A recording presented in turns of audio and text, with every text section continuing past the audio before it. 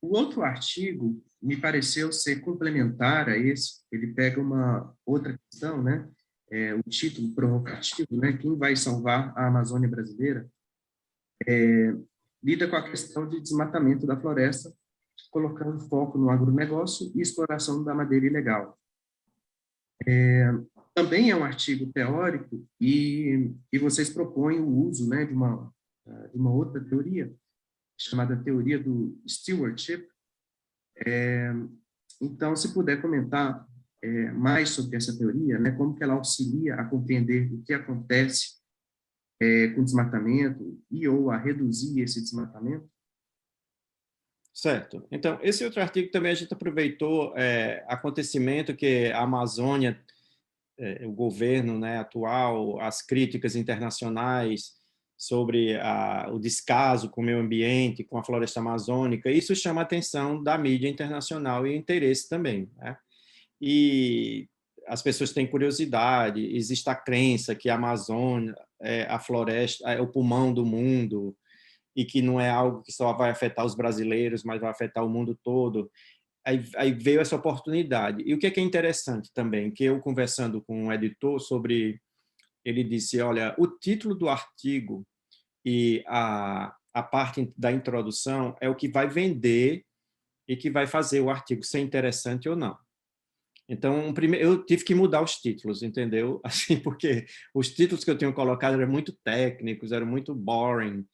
Aí ele disse, não vende. Você tem que colocar o título que seja mais relevante, que chame a atenção do leitor.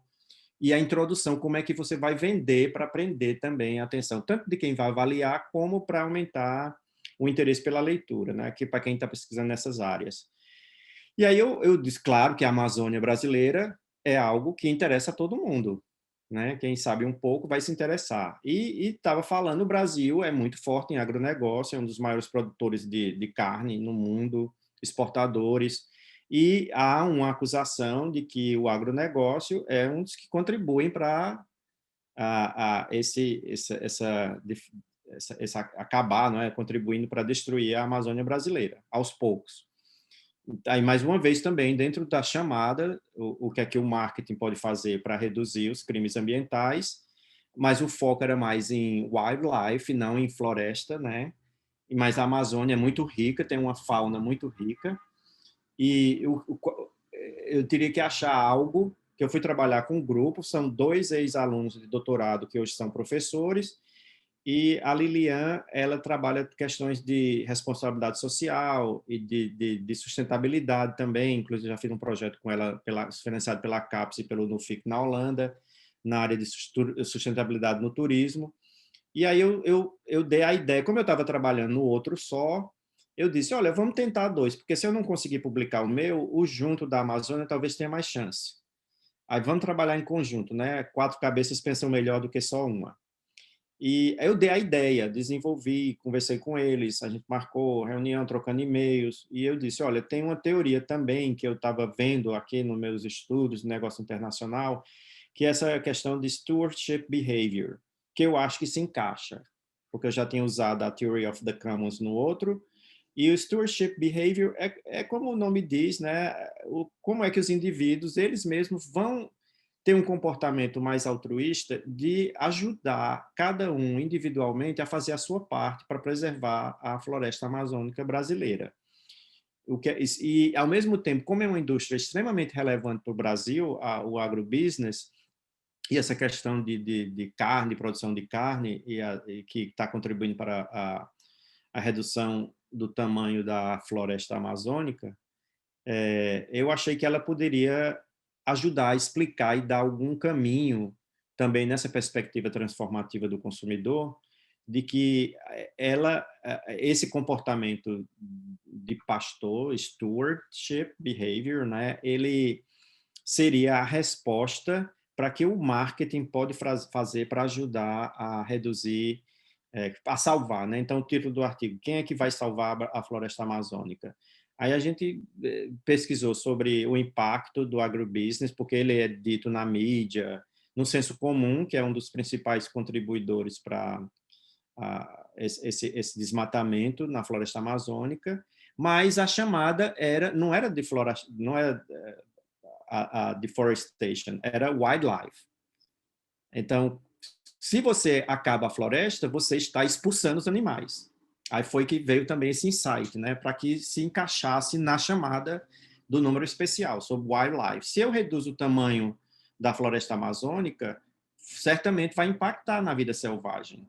E está impactando. A gente vê a questão de onça-pintada, que elas são territoriais e diminui a região geográfica que ela tem. Então, isso vai ter conflito e vai ter impacto na vida selvagem. E a gente pensou que o desmatamento ele vai causar um despejo, né? Vai forçar os animais a saírem do habitat deles. Aí esse era o impacto. E, na perspectiva do marketing, o que é que o marketing pode fazer para ajudar a reduzir isso? Que os consumidores, as empresas, o governo, todo mundo em conjunto, tenha esse comportamento de stewardship, que não tem uma tradução muito boa em português, mas, enfim, eu vou fazer a minha parte. Então, se eu vejo uma empresa que eu compro e ela está contribuindo para o desmatamento na Amazônia, eu deixar de comprar. Ou, se não deixar de comprar, começar a escrever, a pressionar, junto com organizações não governamentais, etc., para que ela mude o comportamento, porque a gente tem que fazer algo também. Então, de uma forma simples, né? Logicamente, se você for numa perspectiva econômica, tem muito mais profundidade, muitas outras aplicações diferentes, mas a ideia aqui era aplicar no comportamento do consumidor e vai também nesse mesmo caminho de educação, né? Então, a educação que pode mudar a importância e que talvez isso também seja geracional, mas talvez possa ser mais rápido. Por que mais rápido? Porque o impacto é visível, tem países pressionando o Brasil para cuidar desse desmatamento na Amazônia, inclusive negociações internacionais com o Mercosul e a União Europeia, elas estão suspensas até que o Brasil, né, por pressão da França principalmente, e da Alemanha, mas principalmente da França, que tem que ter uma política ambiental mais clara, tem que mostrar resultados concretos. Então, a gente vê, de alguma forma, a preocupação com a floresta amazônica ela é muito maior e talvez, comparativamente à questão dos crimes contra a vida selvagem do outro artigo, que é um foco mais cultural, esse aqui pode ser que tenha um resultado mais rápido na preservação. E o consumidor, então o indivíduo, o marketing, que a gente seja um cuidador, né, individual. Eu moro em São Paulo, no Rio Grande do Sul, eu estou longe moro no Nordeste, estou longe da floresta amazônica, mas o que é que eu posso fazer para preservar? É ficar atento, conhecer de onde é que vem aquele produto que eu estou comprando, se é de origem animal, se está contribuindo, aquela empresa tem comportamento responsável, isso é dito, é claro, é transparente, e dá prioridade para esse tipo de companhia, de empresa, certo? Salomão, vou fazer um questionamento para você, baseado na sua experiência como pesquisador nesse campo. Porque eu venho observando que há uma discussão cada vez mais presente no nosso campo de pesquisa de marketing para questões socioambientais, societais. Por exemplo, ano passado, o Journal of Marketing publicou uma edição, se eu não me engano, era Better Marketing for a Better World, alguma coisa assim, né? E foi uma das edições que mais recebeu submissão, segundo os editores. Então, o que denota não só uma importância cada vez maior, mas também uma demanda dos pesquisadores em tentarem identificar isso, que é uma discussão totalmente diferente, por exemplo, da área de marketing, quando eu era estudante de graduação de marketing, que essa discussão era totalmente periférica, né? Isso ficava relegado a um segundo plano lá no final da década de 90. Você acredita que isso vai estar cada vez mais presente nos meios acadêmicos e, consequentemente, nos meios gerenciais? E como que você vê, sendo pesquisador, a entrada desses temas em periódicos, porque você mesmo pontuou que você conseguiu as publicações em uma edição especial. Talvez, se não fosse edição especial, será que haveria esse espaço? Né? Eu queria que você comentasse sobre isso. Eu acho que não. E uma coisa que eu aprendi também com essa submissão é que números especiais, eles são, como o próprio nome está dizendo, específicos, né? Nem todo mundo está pesquisando o tema da chamada. Embora se dá um tempo que você possa, de repente, escrever um artigo, enfim. Eu acho que, no meu caso, foi o timing, o que estava acontecendo no mundo com a questão da Covid, e, ao mesmo tempo, também, nos noticiários internacionais, a questão do governo atual com o comportamento com o meio ambiente no Brasil. Então, tinha tudo isso a favor do interesse do tema. E eu acho que não tinha ninguém do Brasil submetendo nada para falar. Então, a Amazônia é super importante, né? Então, eu vi a oportunidade. E o outro da superstição era algo que me interessava, e eu, como pesquisador do CNPq, eu tenho que mostrar resultado da minha pesquisa, então eu digo, não, eu tenho que fazer algo que talvez seja também nesse impacto. Mas, de modo geral, eu acredito, sim, que se fosse para um número tradicional, por ser só teórico, talvez não... eu não sei se teria sido aceito para publicação, honestamente.